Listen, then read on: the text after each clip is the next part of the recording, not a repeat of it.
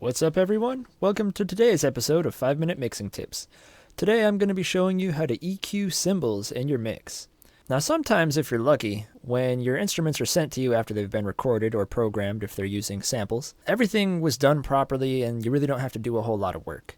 But sometimes you get a lot of conflicting frequencies between your hi-hats, between your cymbals, and sometimes the high end of your snares or the overhead mics can really muddy things up a bit. So I'm going to be showing you how we can go through with an equalizer to help separate some frequencies and bring clarity to our hi-hats and our crash cymbals.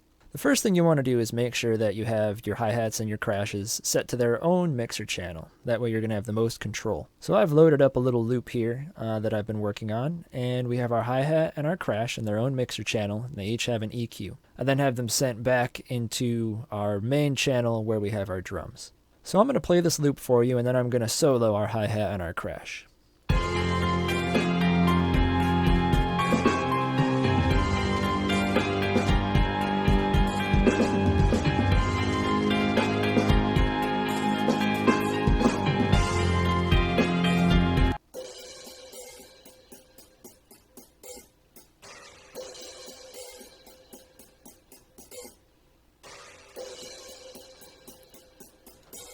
And the nice thing about the parametric EQ2 that I'm using from ImageLine is that it has a visualizer, so we can see as well as hear what frequencies are being played, and the extremity of the color allows us to see how much volume is coming from each of those frequencies.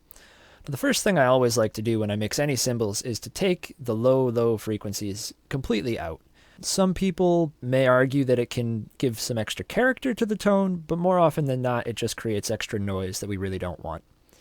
So for these two instruments, our hi-hat and our crash, I'm going to take out just about everything below 500 hertz.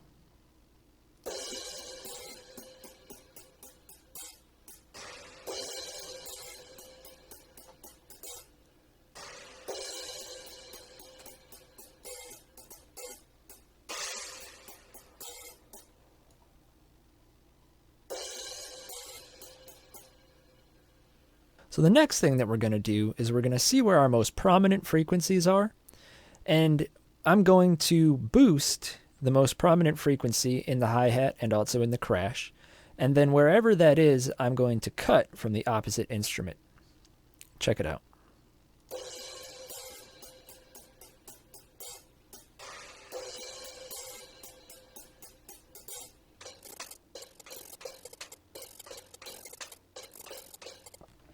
I'm not doing a whole lot, just a couple decibels here and there, but what that's going to do is help everything to just sit a little bit more clear. So I'm going to play this back and I'm going to turn off the equalizers, and then I'm going to turn it on and we'll be able to hear the difference.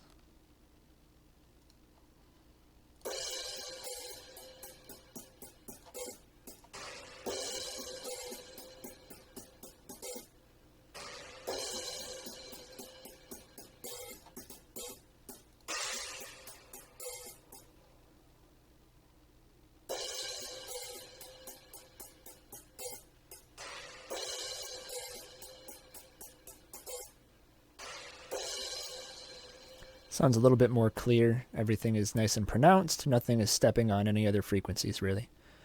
I'm going to bring our crash volume down just a little bit. And then I'm going to play this all back with our mix, and let's see if it sounds good.